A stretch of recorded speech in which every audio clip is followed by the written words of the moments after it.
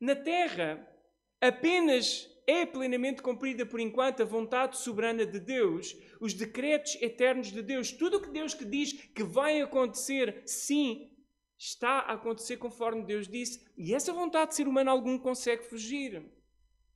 Coisas como o dia da tua partida, o dia da tua morte e tudo o resto, aliás, tudo na tua vida, basicamente, está já determinado pelo Senhor, e isto às vezes quebra a nossa cabeça. Então, onde é que estão as nossas escolhas? Bem, isso fica para outra altura. Mas na terra, a vontade soberana de Deus, os decretos eternos de Deus se cumprem plenamente. Mas não se cumpre a vontade dos seus preceitos, aquilo que são os mandamentos de Deus.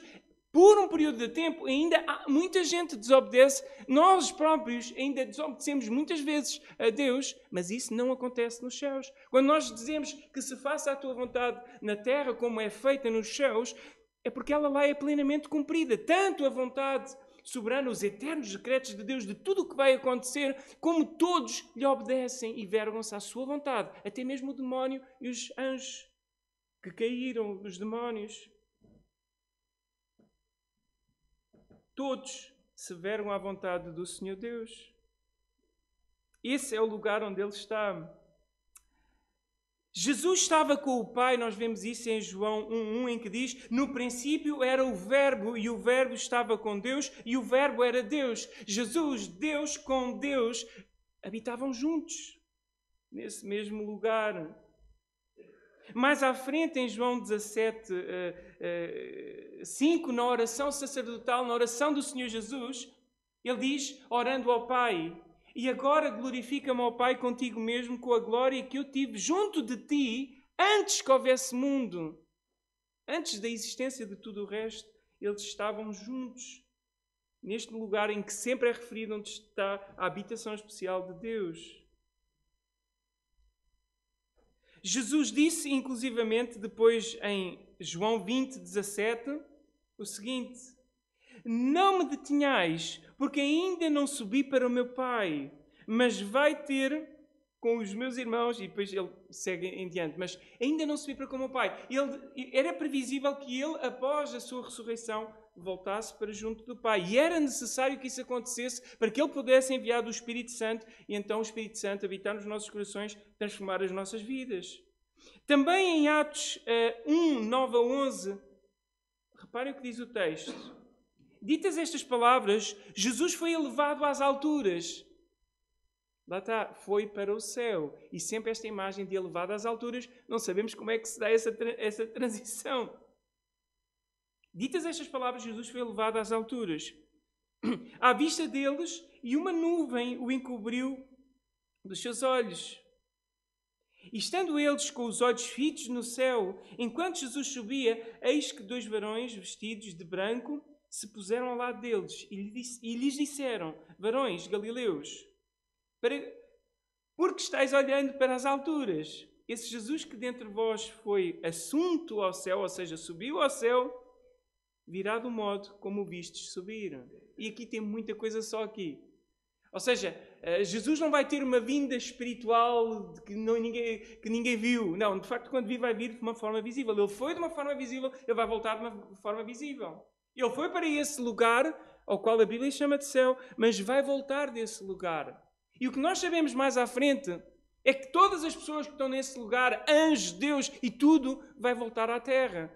Daí a Nova Jerusalém irá descer, e debatível é se isso é uma cidade física, e eu acredito sim que esse lugar é físico, mas se aquilo é a descrição, mesmo com as estruturas, se é só as pessoas e depois então vai haver cá as estruturas em baixo, essa parte eu não sei. Mas sim, vai haver um momento em que então esse mesmo céu vai voltar à terra, tudo vai ser restaurado, e vamos ver um pouco isso mais à frente. Mas da forma como Jesus foi, ele também vai voltar de lá. Então, céu como habitação de Deus, para o qual o Senhor Jesus foi, onde Ele está, mas ao mesmo tempo está no meio de nós. Ele disse também isso, que estaria connosco até à consumação dos séculos. Porque Ele é Deus, Ele consegue estar em todo lado, Ele sabe todas as coisas. Também o céu como habitação, como eu disse, dos anjos e dos santos que também já partiram. Tu vês isso em várias passagens, como por exemplo Salmos 148:2, louvai-o todos os seus anjos, louvai todas as suas legiões celestiais. Eles são seres celestiais porque habitam nos lugares celestiais, ok? Lucas, por exemplo, 16, 19 a 31, quando fala da passagem do Lázaro, do rico e do Lázaro, também nos fala de um inferno e também nos fala de um lugar onde estava Abraão. E novamente é mencionado estes dois lugares. E todas as indicações das Escrituras não nos dá qualquer indicação de que seja apenas um estado mental, como alguns tentaram crer. Não, será um estado, um lugar de facto físico. E temos boas evidências para isso. A primeira das evidências é o próprio Senhor Jesus ressurreto. Eu aqui queria só mudar. Ok. Reparem que após a ressurreição de Jesus, que foi diferente de qualquer outra das ressurreições, porque reparem, todos os outros homens que morreram,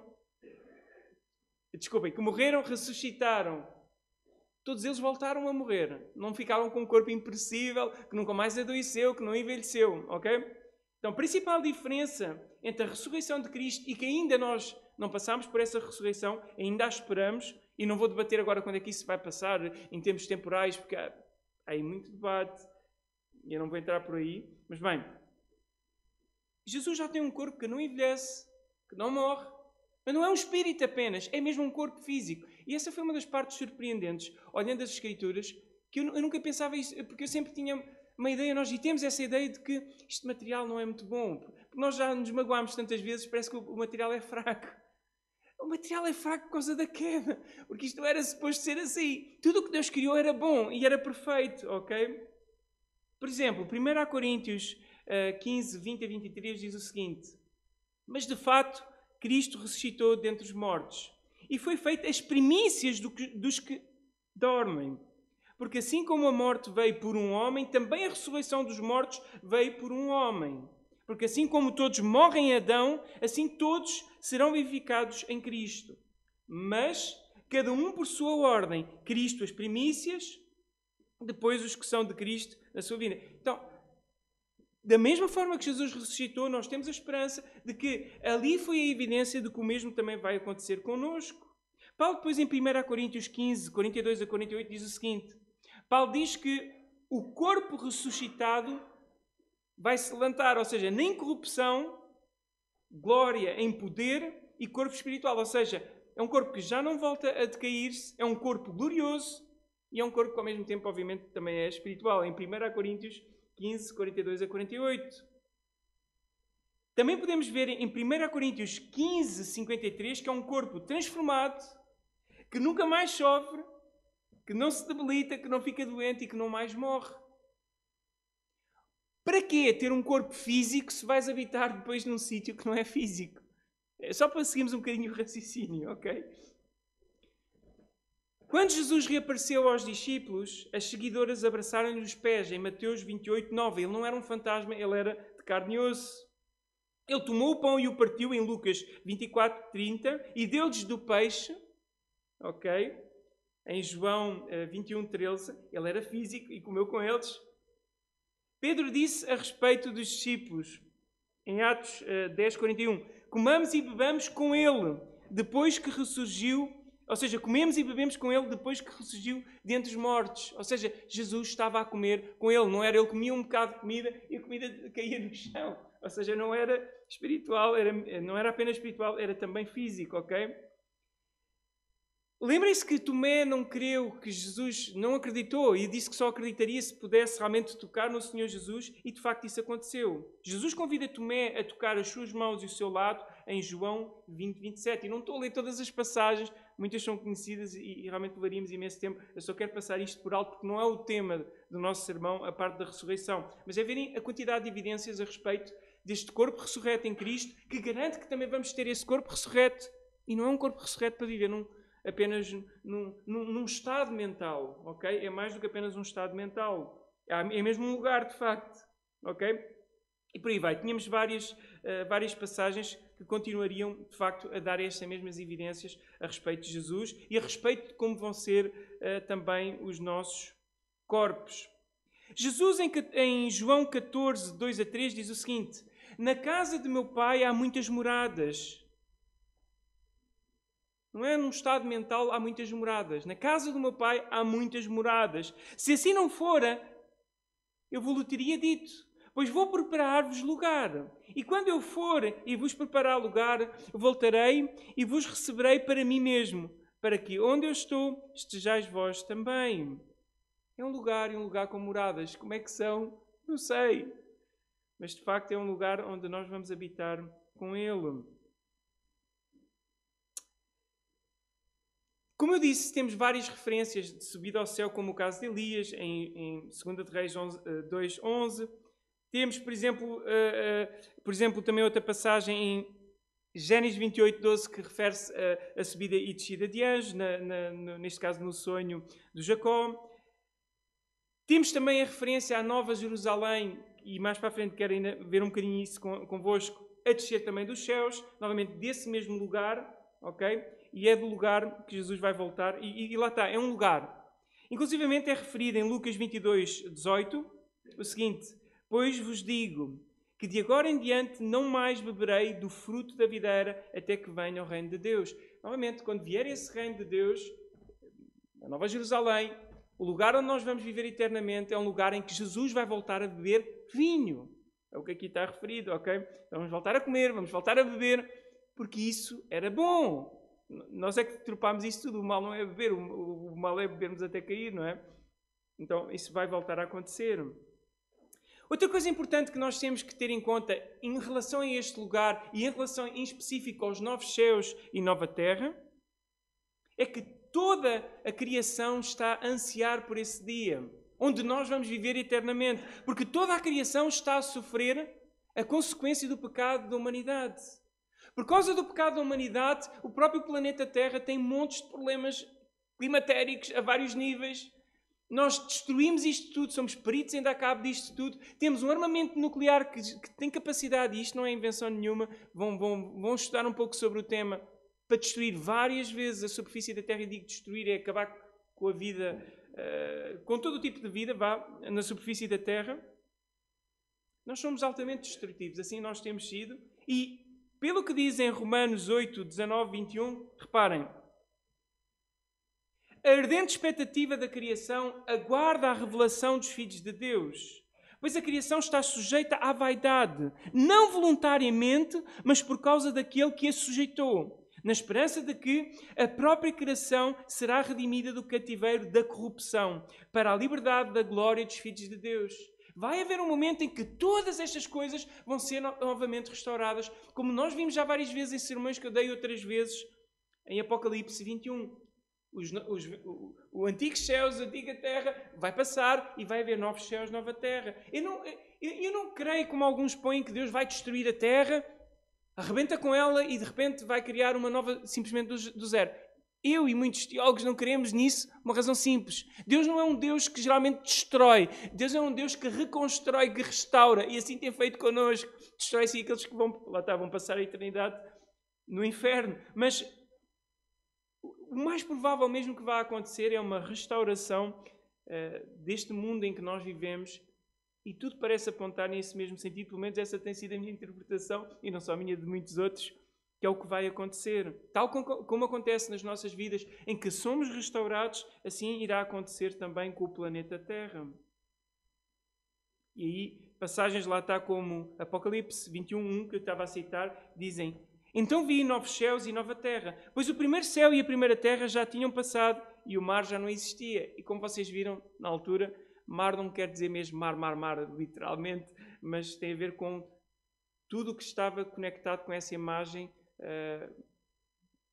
que tem a ver com sofrimento, peso, dor, e todo o contexto explica melhor essa questão. E podemos ver depois, entretanto, mais à frente. O que é que vamos fazer nesse lugar? Vocês já pensaram? Novamente, temos mais informação sobre o inferno do que temos sobre o céu, estranho que pareça. Ok? Estou-me a rir porque, de facto, é curioso que quando começamos a pensar nisto, de facto, é uma realidade interessante. Algumas das referências que nós temos, e não são muitas, a primeira delas que vos vou dar é um lugar de descanso eterno. E não creio que o descanso eterno não vamos fazer nada para sempre. É um lugar em que, seja lá o que vamos fazer, vai ser bastante bom e vamos nos sentir restaurados nesse mesmo lugar. Hebreus, por exemplo, 4, 9 a 11. E esta imagem é contrastada com o lugar de descanso para o povo de Israel, que era quando eles fossem para a terra prometida, então iriam ter descanso. Mas era descanso das suas peregrinações. Iriam encontrar uma terra em que poderiam ter a sua vida tranquila. Não iam deixar de trabalhar. Iam passar a ter descanso das peregrinações, das guerras. Só que isso nunca aconteceu porque eles depois... Quer dizer, foram para a terra, mas não conseguiram ter descanso porque eles não eram obedientes a Deus. Então estavam sempre a meter-se em problemas. Se eles conseguissem ser obedientes sempre a Deus, teriam vivido bem descansadamente, um bom repouso na sua terra. E enquanto eles se mantinham obedientes a Deus, de facto eles viviam em paz. Eles começavam a desobedecer a Deus, Deus afastava-se, e vimos isto, por exemplo, no tempo dos juízes, constantemente a acontecer, ciclos, espirais. Eles voltavam a passar mal, voltavam a ir buscar a Deus, Deus voltava-os a livrar e voltavam depois novamente ao mesmo. Não era um descanso porque eles não estavam-lhes a ser obedientes. Nem podiam. Humanamente falando, após a queda, conseguiam ser sem a ação do Espírito de Deus. Daí nós sempre vemos que apenas o remanescente conseguiu sempre permanecer fiel àqueles em quem o Espírito de Deus agia. Também é um lugar de adoração. Veríamos, por exemplo, em Apocalipse 19, 1 a 9. Já cá dei esta passagem. Vou só ler um bocadinho dela, que diz o seguinte. Depois destas coisas, ouvi no céu uma como grande voz de numerosa multidão, dizendo: Aleluia! A salvação e a glória e o poder são do nosso Deus, porque verdadeiros e justos são os seus juízes. Pois julgou a grande meretriz que corrompia a terra com a sua prostituição e das mãos dela vingou o sangue dos seus servos. E segunda vez disseram: Aleluia! E a fumaça sobe pelos séculos dos séculos. E por aí vai. Louvor, adoração, certamente vai acontecer. E por fim, não sabemos muito mais, sabemos que vai haver um julgamento, os santos vão participar desse julgamento, mas depois não sabemos. Depois não sabemos muito mais. E ainda vou deixar em suspense esta questão. Não sabemos muito mais sobre o que é que exatamente vamos fazer, além de descanso eterno e adoração. Ok? E aquele julgamento que vai haver. E também não sei, e daquilo que tem sido a minha interpretação do Apocalipse 21 e o final do Apocalipse sobre os novos céus e nova terra, querendo eu que aquilo é uma descrição figurada que nos dá a qualidade desse lugar onde vamos estar, obviamente também não sabemos exatamente como vai ser, a menos que vocês queiram mesmo supor que vamos viver com casas de ouro e tudo, com pérolas preciosas por aí, por todo lado. Eu pessoalmente eu já dizia à Brenda, se chegasse lá, senhor, não dá para me arranjar uma casinha de madeira. Nós gostamos tanto de uma casa de madeira. Tem mesmo que ser em ouro. Isso assim não... Eu estou a brincar um bocado com a coisa porque eu sinceramente não creio que vai ser mesmo assim. Mas respeito outros irmãos que têm essa convicção. Eu creio que de facto há uma simbologia. Nós vimos isso a última vez quando faleceu a irmã Claudina. Falei-vos um pouco sobre isso. Aquelas medidas são simbólicas. Quando falam em medidas de não sei quanto mil, por exemplo 12.000 ou 12 vezes 12... Temos ali várias medições em que o 1000 é um número muito grande, o 12, e quando temos lá está 12 vezes 12, é uma referência aos santos do Antigo Testamento, aos santos do Novo Testamento, ou, na melhor das hipóteses, se aquilo for mesmo a descrição física do lugar físico que vamos viver, se for, eu acho que não, pelo menos esse lugar físico onde vamos viver vai ter muita simbologia na sua estrutura. E isso seria bem possível, porque reparem, o próprio templo de Salomão tem toda uma simbologia, cada um dos elementos que apontam para realidades espirituais. Só que aqui há uma diferença. É que o templo apontava para realidades espirituais e do lugar onde está o Senhor Deus. Mas nós vamos habitar mesmo nesse sítio. Então, bem, não sabemos. Eu diria que isto é como um belo presente. Tudo o que nós vamos sabendo é que vai... E conforme nós vamos estudando sobre este tema, é que vai ser... Vamos ver. Eu não sei quantos de vocês se deliciam quando vão a um sítio extremamente bonito. Eu gosto muito da Rábida. É talvez um dos sítios que eu mais gosto de Portugal. A da Rábida, ou ali a Serra da Rábida, ou, por exemplo, quando passamos para o lado de Troia e aquelas praias depois continuando para baixo, e ainda quando conseguimos ver a Rábida ao longe, acho lindíssimo. Cada vez que eu gosto muito destes sítios, são sítios meus prediletos para caminhar, orar. Aquela constatação, aquela contemplação em que nós vemos o mar, os céus, a serra, tudo aquilo e nós ficamos assim, uou, tipo, Deus é tão tão espetacular, tão maravilhoso. E quando nós depois vemos tipo, vir o pôr do sol, aquele lindo pôr do sol, e depois vêm as estrelas e tu vês um universo imenso. E eu gosto imenso de ciências e quando era miúdo gostava muito da parte também da astronomia e punha-me a imaginar os astros e aquilo tudo. E que uau, isto é tão maravilhoso, é tão belo. Se nós nos maravilhamos com um mundo que está caído, imaginem o que é que vai ser quando o mundo voltar a ser restaurado à sua ordem natural. É que não mais vais lutar contra o pecado, não mais vais lutar contra as tuas lutas e dificuldades internas, não mais vais sofrer. Que é o que é descrito, e vamos depois acabar também nessa passagem, que eu já dei também muitas vezes cá, vou só ler por alto, ok? A promessa de novos céus e nova terra não é uma invenção de João, já vinha em Isaías. Isaías 65, 17 e depois no 66, 22, em que diz: Pois vejam, criei novos céus e nova terra, e as coisas passadas não serão lembradas. Jamais virão à mente. Alguns aqui dizem, vamos todos nos esquecer, chegamos lá, não nos vamos reconhecer uns aos outros. Eu não creio por completo por isso, porque se nós não nos esquecêssemos do que é que nós fomos, nós não íamos lembrar do imenso amor que Jesus teve por nós, que o Pai teve por nós, no que aconteceu na cruz. Eu duvido. Acho que já não serão lembradas, é como nós quando perdoamos alguém. Claro que nós ainda lembramos da ofensa, mas já não lembramos no sentido de ficou perdoado, ficou para trás, está resolvido. Eu não acho que nós vamos... Porque nós somos o quê? Nós somos o conjunto das nossas memórias e as nossas capacidades que vamos desenvolvendo. Eu, sinceramente, não vejo motivos nenhuns para considerar, mas aí era toda uma teologia só em torno disso. Eu não vou me dispersar muito hoje por aí, não vale a pena. Mas não acho mesmo que nós vamos perder as nossas memórias. Isto, obviamente, tem a ver com... Não vamos ter memória como o próprio Deus se esquece dos nossos pecados. A Bíblia fala isso. Agora, como é que Deus se esquece dos nossos pecados se Ele é Deus? Ele não pode esquecer nada. Esquece no sentido de perdoou.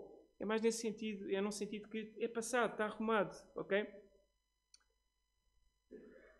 E, por exemplo, no 66, Isaías 66, 22 diz: Os novos céus e a nova terra que vou criar serão duradouros. Lá está, assim será por toda a eternidade. É uma promessa antiga, reafirmada por João, reafirmada por Pedro, o apóstolo Pedro. Pedro diz em 2 de Pedro 3,13: Todavia, de acordo com a sua promessa, esperamos novos céus e nova terra, onde habita a justiça, onde não há mais dor, onde não há mais pecado, onde não há mais sofrimento, onde tudo é reto.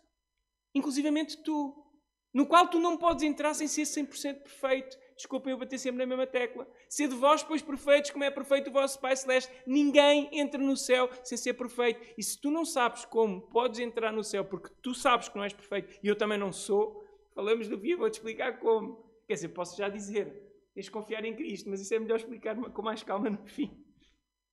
Nenhum de nós é perfeito.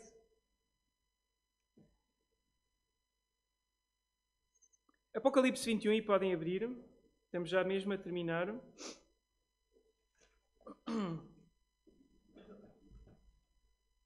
Esta passagem já a dei muitas vezes, vou só lê-la por alto.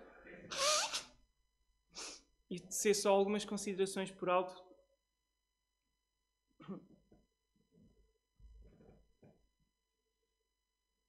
Então, basicamente, como eu estava a dizer, o céu é como um presente. Tu sabes que é muito bom o que para ali vem, porque tu conheces o teu Pai. Mas tu não sabes o que lá está dentro. Pelo menos é aquilo que eu tenho entendido do texto. Não sabes exatamente o que é que lá vais fazer. Vai haver adoração, vai haver descanso, vai haver um momento de julgamento, mas depois eu não sei exatamente o que vai acontecer. Mas se o plano original de Deus era bom, o plano, novamente, de restauro, de certeza que tem que ser também, obviamente, muito bom. E isso devia nos fazer ter uma certa expectativa. Estamos expectantes. O que é que vai vir? O que é que vai vir? Tipo, eu quero abrir, quero ver. Devíamos estar expectantes. Por um lado, de estar com Cristo, poder estar já nesse lugar que já tem algo daquilo que... Já há de ter muito daquilo que nós vamos viver também pela eternidade. Primeiramente, o mais importante, Deus, os santos, os anjos. Por isso é que Paulo não... Reparem, Paulo não era masoquista, por isso é que Paulo, obviamente, tinha um enorme desejo de partir, porque ele sabia que ia estar com Cristo. Aliás, a maior das nossas expectativas, precisamente em partir, é estar com Cristo. E já vos tinha mostrado isso, até mesmo na passagem que vamos agora ler, que, de facto, o mais importante não é as estruturas físicas, não é os diamantes, não é... Tudo isso aponta para algo mais importante, que é o que Deus fez nas nossas vidas. Apocalipse 21. Então vi um novo céu e uma nova terra, pois o primeiro céu e a primeira terra já se foram, e o mar já não existe. Vi a cidade santa, a nova Jerusalém, que descia do céu da parte de Deus, enfeitada como uma noiva preparada para o seu noivo. E ouvi uma forte voz que vinha do trono e dizia: o tabernáculo de Deus está entre os homens, pois habitará com eles, eles serão o seu povo e Deus mesmo estará com eles. Ele lhes enxugará dos olhos toda a lágrima e não haverá mais morte, nem pranto, nem lamento, nem dor, porque as primeiras coisas já passaram. E é este o simbolismo do mar já passou. Eu não creio que não vai mesmo haver lá mar. Provavelmente, certamente vai haver. Não há motivos para isso. É a simbologia que já vinha do Antigo Testamento. Ok? Nem creio que o céu vai realmente ser removido. A terra vai toda ser arrebentada. Não vejo evidências para crer que isso vai mesmo ser literal dessa forma. E essa cidade que desce do céu, o que é importante numa cidade? É as estruturas ou é as pessoas? Tira as pessoas de uma cidade, o que é que importa aquela cidade? Uma cidade que seja atacada imaginem, por uma bomba atómica, deixa de ter qualquer relevância. O que importa são as pessoas. O que estava assentado sobre o trono disse: eu faço novas todas as coisas. E acrescentou: escreve estas palavras, são fiéis e verdadeiras. Disse ainda: está cumprido, eu sou o alfa e o ômega, o princípio e o fim. Quem tiver sede, darei de beber de graça da fonte da água da vida. Aquele que vencer herdará estas coisas, e eu serei o seu Deus e ele será o meu filho. Mas, quanto aos cobardes, incrédulos, abomináveis, homicidas, adúlteros, feiticeiros, idólatras e todos mentirosos, a sua parte será no lago ardente de fogo e enxofre, que é a segunda morte. Reparem que o foco sempre, o mais importante é Deus, Deus, Deus, Deus. A proximidade foi o que nós perdemos no jardim, eu já vos disse isso muitas vezes, mas para quem nos está a ouvir pela primeira vez, o que nós perdemos no jardim do Éden não foi as árvores, não foi o paraíso. O principal que tu perdeste no Éden foi Deus. Implicações da esperança, eu agora vou dizer um palavrão, escatológica para nós. Escatológico tem a ver com as coisas do porvir. Escatológico se hoje tem, não é? É as coisas do porvir, o que vai acontecer, o futuro, novos céus, nova terra, ok? Implicações dessa esperança. Bem, se vocês fossem a Mateus capítulo 5, e podem abrir, eu uma vez, num trabalho que fiz do IBP, dissertei um pouco sobre este tema, quando tive que falar sobre o Apocalipse e as implicações, Apocalipse não, as minhas posições escatológicas, ou seja, as minhas posições em relação à escatologia, que tem a ver com as coisas do final dos tempos. E uma das coisas que eu na altura fiz foi demonstrar como há claras implicações para a nossa vida. Escatologia não é apenas uma coisa para se debater e perder tempo. Eu não gosto de debater e perder tempo. Vocês nunca me viram a debater muito de escatologia. Não acho muita piada a debater escatologia. Mas a escatologia é importante no sentido daquilo que, pelo menos, é claro nela. Que são este tipo de coisas que estou-vos a dizer. Vai haver novos céus e nova terra. Jesus vai voltar. Aliás, primeiro Jesus vai voltar. Depois novos céus e nova terra para aí fora. Pronto. São coisas certas. E o que é que isso deveria de implicar na nossa vida? Jesus, no Sermão do Monte, quando está a falar aos cidadãos do reino, mostra como essa esperança escatológica, essa esperança do porvir, afeta por completo a ética do presente. Reparem, por exemplo, Mateus 5:1. Quando viu as multidões, Jesus subiu ao monte. Havendo-se sentado, os seus discípulos aproximaram-se. Ele começou a ensinar-lhes, dizendo: bem-aventurados os pobres de espírito. Reparem, no presente momento, bem-aventurados os pobres de espírito, pois deles é o reino dos céus. Bem-aventurados os que choram agora, pois serão consolados. Bem-aventurados os humildes, neste caso agora, pois herdarão a terra no porvir. E bem-aventurados os que têm fome e sede de justiça no presente, pois no futuro serão saciados. Bem-aventurados os misericordiosos agora, pois alcançarão misericórdia. Bem-aventurados os limpos de coração, pois verão a Deus. E esta do verão a Deus era a esperança do livro mais antigo da Bíblia. Jó mencionava isso. Era a grande esperança dele, que mesmo depois de morrer, iria poder ver Deus, ele mesmo com os seus próprios olhos. Bem-aventurados pacificadores, agora, pois serão chamados filhos de Deus. Bem-aventurados os que perseguidos por causa da justiça, pois deles é o reino dos céus. Bem-aventurados sois quando vos injuriarem, perseguirem e mentindo disserem todo o mal contra vós por minha causa. Alegrai-vos e exultai, pois a vossa recompensa no céu é grande, porque assim perseguiram os profetas que foram antes de vós. Escatologia, a perspectiva do porvir, afeta fortemente o presente. Eu não lembro já quem foi, eu não sei se foi o... Bem, houve um político britânico, eu não consigo dizer o nome, o Churchill, acho que foi ele. Disse que muita da decadência no presente tempo que eles estavam a viver era fruto dos pregadores terem parado de falar do céu e do inferno. O inferno porque as pessoas também precisam de saber que ele existe, e Jesus falou muito sobre ele, mas também do céu, para dar esperança àqueles que são salvos. Mantenham-se firmes, permaneçam fiéis, porque a ética no presente é muito afetada pela expectativa do que vai vir à frente. Em Filipenses 3, 17 a 21, Paulo diz o seguinte: Irmãos, sede imitadores meus e observai os que andam segundo o modelo que tendes em nós. Pois muitos andam entre nós, dos quais repetidas vezes vos digo... Desculpem, vamos só mudar isto. Ok.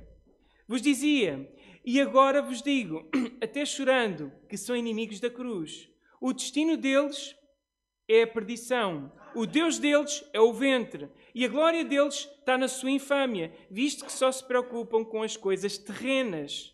Pois a nossa pátria está nos céus, de onde também aguardamos o Salvador, o Senhor Jesus, o qual transformará o nosso corpo de humilhação para ser igual ao corpo da sua glória, segundo a eficácia do poder que ele tem, até para sobornar a si todas as coisas. Novamente, o facto de nós nos identificarmos como cidadãos do reino faz com que a nossa vida tenha que, obviamente, ser completamente diferente. Porque também João, na primeira carta de João, capítulo 13, uma das passagens que eu mais vezes cito, logo no início, ele diz que a nossa esperança é que quando o virmos seremos semelhantes a ele. E o que diz no verso seguinte é: e aquele que tem essa esperança, já no presente momento, se purifica a si mesmo. Se tu sabes que quando vis Jesus vais ser semelhante a Jesus em pureza, e se tu desejas essa pureza, novamente isso tem que se refletir já no presente momento. E as evidências ao longo do texto bíblico são imensas nesse sentido. Os cidadãos do reino dos céus procuram obedecer e agradar a Deus com todo o seu coração, como fala em Efésios 6,6. Não servindo à vista, como para agradar aos homens, mas como servos de Cristo, fazendo de coração a vontade de Deus. Hebreus 11, 16 diz o seguinte, referindo-se aos heróis da fé, aqueles que já partiram. Mas agora aspiravam a uma pátria superior, isto é, a celestial. Por isso Deus não se envergonha deles, de ser chamado o seu Deus, porquanto lhes preparou uma cidade. E a razão pela qual os heróis da fé passaram tantas lutas e tantas dificuldades, mesmo morrendo de formas atrozes, é porque havia algo melhor em vista. Ninguém troca algo pior por algo melhor. Se uma troca estranha. Ninguém troca aquilo que já é palpável e que nós já temos como certo a nossa casa, a nossa família, os nossos bens, a nossa tranquilidade que muitos destes crentes tinham e que foram espoliados de todas as suas coisas, até mesmo depois, ao final da sua própria vida, se realmente naquele coração não está, eu estou a ansiar algo maior. Algo melhor. Colossenses 3:1. Portanto, se fostes ressuscitados juntamente com Cristo, buscai as coisas lá do alto, onde Cristo vive, assentado à direita do Pai. Novamente, se Jesus é o bem mais precioso que tu tens, a tua mente devia de estar lá. Eram as coisas lá que deviam de ser a nossa prioridade. Não que nós deixemos de comprar casas, de estudar, de fazer carreira, mas tudo isso é um meio, não um fim. Marcos, aliás, esta passagem deve estar mal, isto deve ser em Mateus. Deixa-me lá só mudar isto. Okay. Mateus 6, 19 a 21 fala o seguinte: não acumuleis para vós tesouros sobre a terra, onde a traça e a ferrugem corroem e onde ladrões escavam e roubam. Mas juntai para vós outros tesouros no céu, onde a traça nem a ferrugem corrói e onde ladrões não escavam nem roubam. Porque onde está o teu coração, aí está. Desculpem, onde está o teu tesouro, aí está o teu coração. Novamente, quem tem esta esperança está a juntar riquezas de facto lá, e lá é que está o seu coração. E por fim, Colossenses 1, 3 a 5, e a última passagem que vos vou ler.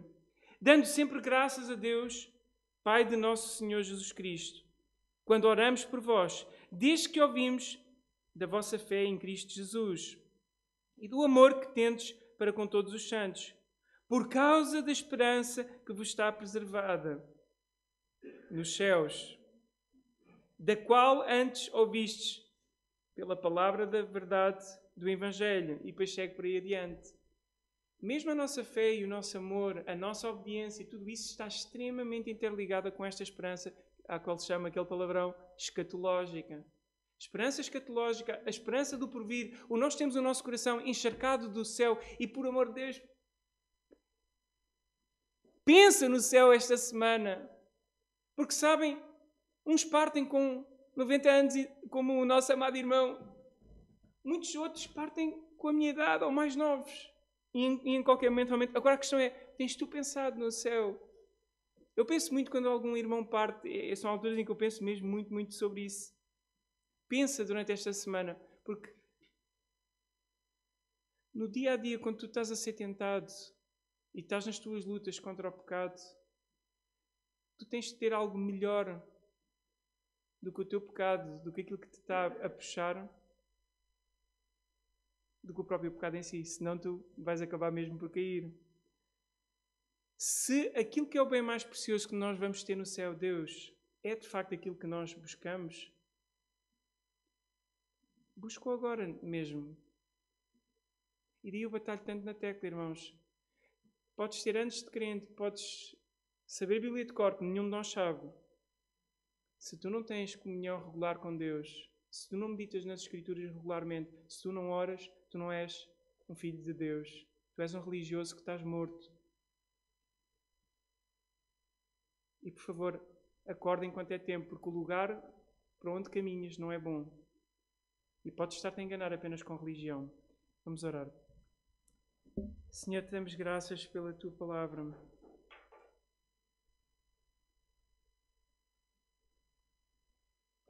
Damos graças, Senhor, por este presente, que claramente nós, pela tua palavra, vemos que realmente é muito bom. Confesso, Senhor, estou muito, muito ansioso. Por um lado, primeiramente por estar contigo, como dizia o apóstolo Paulo. Rever amados irmãos que também já partiram, familiares também que já partiram, amigos. Saber o que é que afinal vamos fazer, onde vamos estar. Obviamente a curiosidade é muita, Senhor. Mas sabemos realmente que vai ser muito bom. Põe o céu no nosso coração, nós te pedimos, Senhor. Não deixe-se nós iludidos com esta tralha que vai ficar cá toda, com este pó, com este lixo que vai ficar cá todo, Senhor. Ajuda-nos, Senhor, realmente a pôr o foco em Ti. Ajuda-nos, Senhor, a aproximar de Ti já no presente momento e a preparar-nos para este encontro contigo, quer pela morte, quer pela vinda do Senhor Jesus. Por amor do Teu nome, Senhor, não deixes nós cairmos em estagnação espiritual, Senhor, como ao longo de tantos anos, grande parte da Igreja realmente com frequência cai. Ajuda-nos, Senhor, a retornar ao primeiro amor, como Tu exortaste aos crentes em Éfeso. Não queremos ser um vómito na Tua boca, Senhor, como a Igreja de Laodiceia, Senhor. Não queremos uma fé que não está a cumprir o propósito para o qual Tu nos chamaste.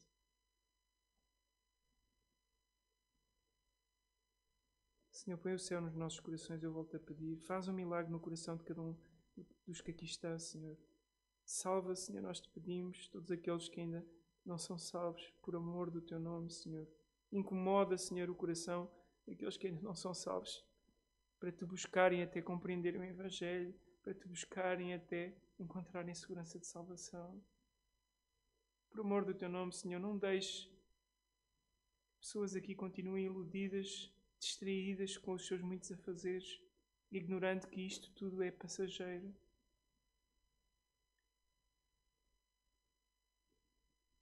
Te agradecemos pela vida e o exemplo do pastor Mário Pedro, Senhor.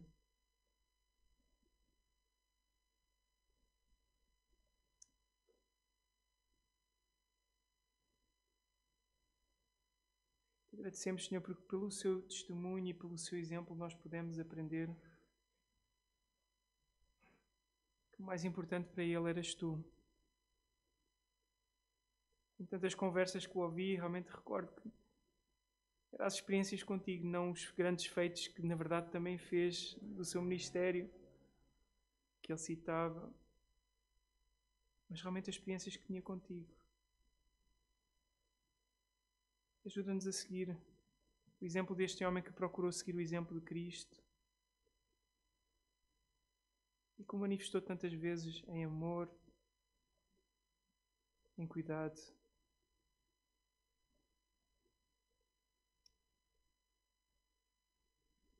Te peço, Senhor, que levantes mais obreiros, Senhor, para alcançar Portugal, para levarmos mais o Evangelho mais longe.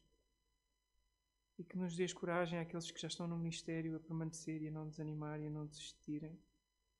Continua a pôr o céu no nosso coração, Senhor, para não desistirmos e não desanimarmos, independentemente daquilo que nós vemos acontecer ou não à nossa volta, Senhor. Te peço, Senhor, que venhas ser com cada uma das famílias aqui representadas, mesmo aqueles que não estão connosco.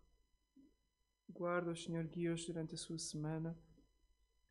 Leva-os a uma maior intimidade e comunhão contigo que se reflete em vidas transformadas, em vidas que testemunham de ti, que levam outros a ouvir o Evangelho,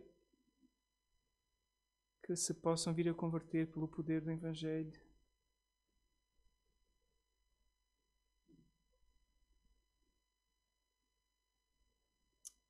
Em nome de Jesus. Amém. Vamos ter só um momento de pós-lúdio. Eu vou pedir ao Lucas que... Ou então, se tiver alguma música ao fim, se quiserem, algum cântico, algum...